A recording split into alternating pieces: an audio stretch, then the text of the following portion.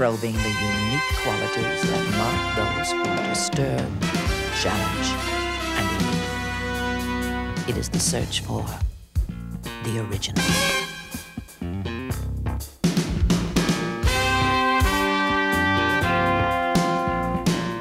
These specially commissioned television portraits are presented by Moses Znaimer.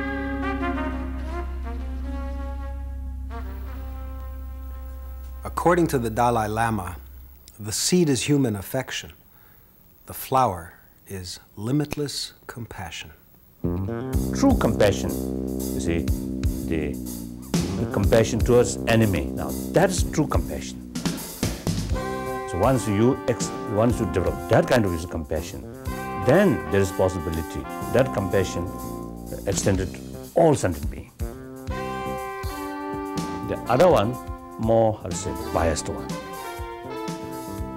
So in practice in Buddhism, what our goal is, you see, that kind of, you see, limitless, the compassion that we are trying to, try to develop.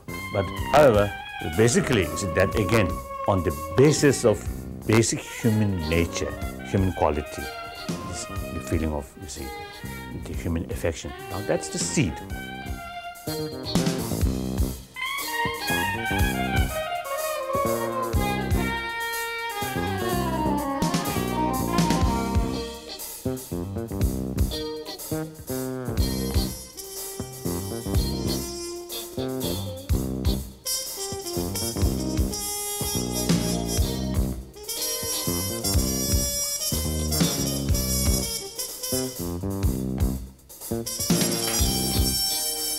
One of the most certain ways for a public figure to be cast into oblivion is to be exiled. And this is particularly true when the country from which the person is exiled ceases, in any practical sense, to exist. This was to have been the fate of Tibet and its ruler, the Dalai Lama. 40 years ago, both were marked for extinction by communist China. Few nations in this cruel century suffered as much as Tibet with as little response from the rest of the world. Less than 1,000 students in Tiananmen Square proved a much greater embarrassment to China's leaders and continue to do so than the attempted systematic extinction of one of the most ancient, cultivated, and peaceful nations on earth. When the Dalai Lama was awarded the 1990 Nobel Prize for Peace, it marked something truly profound: the triumph of an exiled leader who had nonetheless consistently expressed compassion for the enemies of his country. Far from fading away, he had become a world figure. Far from dying, Tibetan culture had flourished beyond its borders. The Dalai Lama is a remarkable man whose qualities have literally defied the might of hundreds of millions.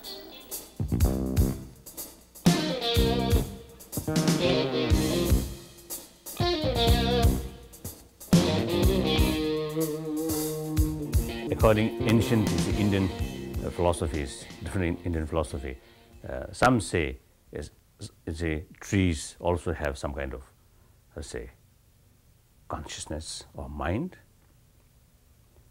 Then Buddhists usually do not accept the trees and rocks, things like that. No mind, no consciousness. But certain flowers and certain trees acting almost like sentient being. It seems some kind of consciousness, but I don't know. That's difficult. I think we need more study, more experiment. It's a certain flower. So when a fly or insects come, then catch and they take some kind of liquid. Then when that completed, it open. And some my friend told me, I think once. In fact, I read one article. There is certain flowers. If you scold, if you use very harsh words all the time, that flower getting I mean, become weaker. Then other flower, you smile or you adopt certain, you see, very friendly attitude, that getting more stronger. I don't know what kind of, you see, I mean, effect, what kind of, you see, rules there, I don't know.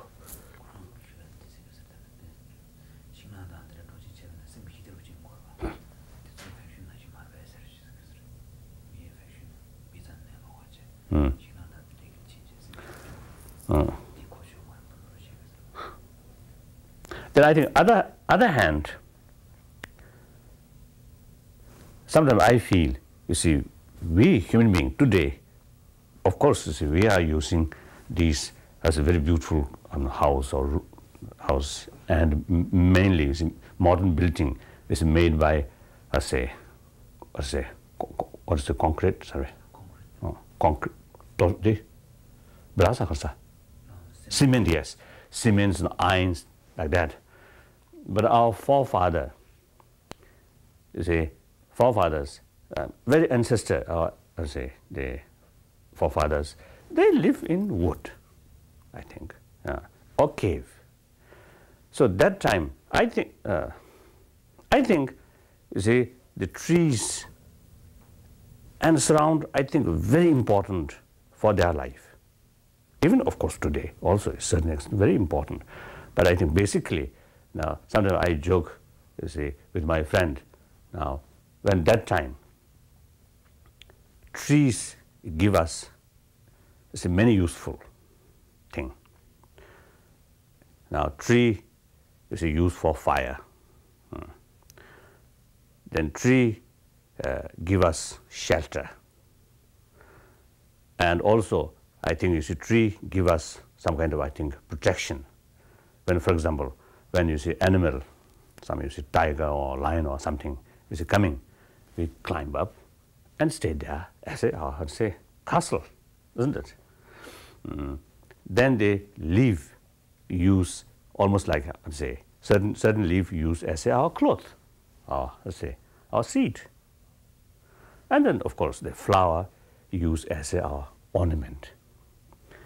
And then fruit, our food.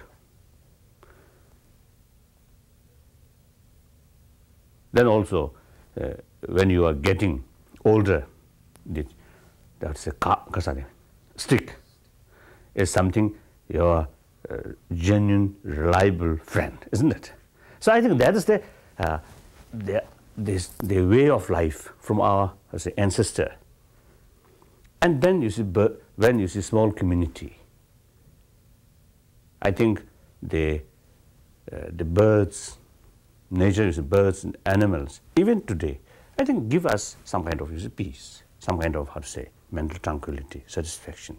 Especially when we, human beings, having quarrel with our own species, then our only thing is go towards these birds. Less troublesome, isn't it? So they give us real peace. So very friendly. So I think, so that again, you see, human nature. That's why this also, I think, one reason basically human being is peaceful nature. So when these things, you see, the peaceful surround, you see, peaceful nature, peaceful animals, you see, act almost like our friend or something to whom we rely, we can trust, that kind of, you see, feeling. Whether you see from their side, whether you see the particular motivation there or not, but you see, we feel something like that. We can rely on them, we can trust on them. So that, I think, they basically, you see, still we are, you see, son of those ancestors, you see, isn't it? So in human blood, some kind of,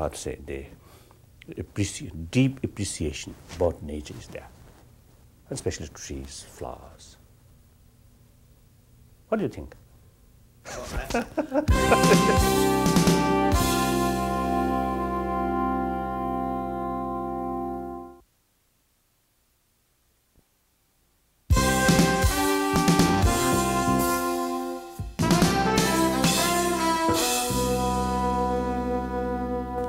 You know, Tibet according to some Chinese archaeologists, Tibetan civilization is developed on its own route, not come from China. So therefore, the civilization, Tibetan civilization, as old as Chinese civilization, and therefore, eventually, they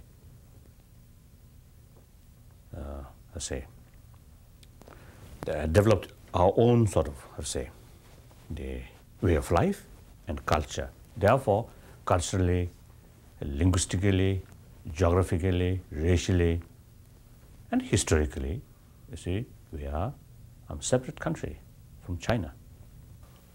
Firstly, Tibetan, 6 million Tibetan human being, so we have every right, be overcome suffering and have every right to preserve our own way of life. We have every right to be free, freedom, individual freedom. Then, secondly, geographically, Tibet, the location is something such that the India and China's relation, regarding its relation, there is the Tibet something very crucial factor. In the past, Tibet, independent nation, or act as a buffer state. So these two countries never fought. Since that situation changed, the Chinese military forces stationed in Tibet, then in 1962, the open warfare happened. And then since then, both sides, have to keep a large number of soldiers in Himalayan, what are called terrain, a very difficult situation, climate condition, or high altitude. So both countries, have to keep a large number of soldiers. In a way, really, wasteful, and human suffering also immense. And so the genuine, friendship, genuine, peace, harmony between India and China is very essential, because it's the most populated two nations. On this planet, there are many freedom struggles, but unfortunately, most of freedom struggle now, they are struggle carrying on violence. In our case, we always try to follow the national struggle or freedom struggle through non-violence. Now here, I feel, basically, as a human nature, we don't want to see bloodshed or killing, or especially those as terrorism. Nobody wants that. At the same time, the people compelled to make bloodshed, because otherwise nobody take notice. If something, some murder, some assassination happen, then immediately the world knows. A newspaper immediately carried the news. So therefore, this attitude actually encouraging those people who are creating, violence. So therefore, if we humanity really want to reduce terrorism, or this kind of bloodshed, it is important to help certain humanity who are carrying the freedom struggle through non-violence. This I feel, and already I found many genuine friends or supporters for our cause. Mainly, their attraction comes, we are pursuing freedom struggle through non-violence. So this is something like the experiment, something new on this planet. That is one thing. Then generally, I always feel now, the international relations or international politics, unfortunately, in real sense, despite their, beautiful speech, in real sense, is no value about moral principle, about justice. That's unfortunate. So this, sooner or later, we have to change if we really want a happier humanity. So I really feel now time has come to think more the long-term solution for human conflict. Now like the Gulf crisis. Basically, because of the international relation, the whole atmosphere is something very much related with power, with gun. Therefore, these things happen. Now here I would like to mention, to tell you, sometimes I feel the Western way of approach to problem, sometimes they only concern about the temporary sort of solution. And if something happened there, then they, they worked or they tried to solve that problem immediately. And then once that solved, the urgency solved, then neglect about the basic cause. So since this basic cause still remain there, sooner or later, another place, that problem will return. So time now, I think time has come to deal with the basic cause of this is a problem.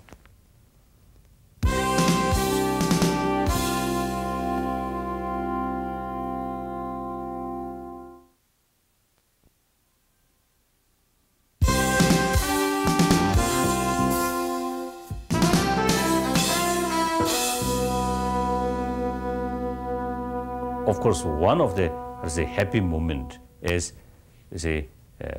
meeting with people and exchange our deep experiences, deep thoughts, and they communicate heart to heart on the basis of genuine recognition. We are same human being of one big human family. That gives me a genuine satisfaction and hope and feel the life of purpose. Then another thing, on certain engagement or certain the work which complicated and because it is complication before the actual involvement, I feel some anxiety. Then once accomplished, then I get some kind of joy. So sometimes I joke with some of my friends, the more anxiety is more worry, actually one good seed of happiness. So more anxiety, so more worry. Once you overcome that, then you got such joy, such satisfaction. So negative things should not consider always something negative. Negative produce very positive, much very good, good feeling. Compassion means something not like simply this feeling of pityness or some kind of sympathy towards that person or that animal, something look down, not that way.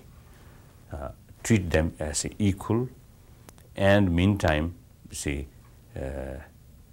genuine concern about their fate.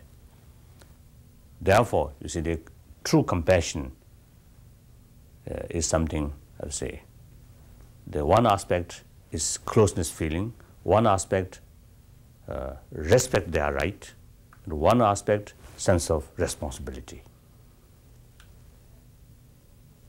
And mainly here compassion comes not this is something my close friend, not that way, but because that person or that animal have right be happy and right overcome suffering, yet facing suffering.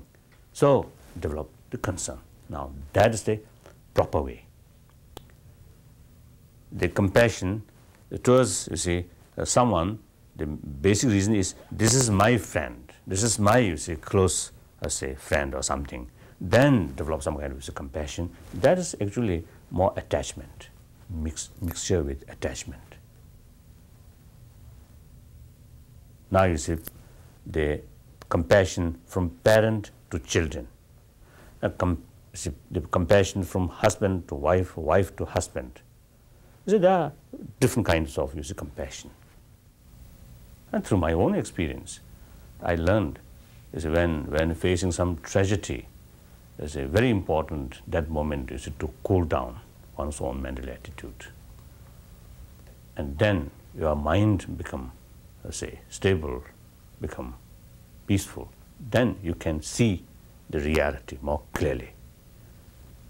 When your mind dominated by anger or hatred, you can't see the reality clearly. Then during that moment, if you take some decision, that will be, you see, wrong, many often, and often, you see, become wrong decision.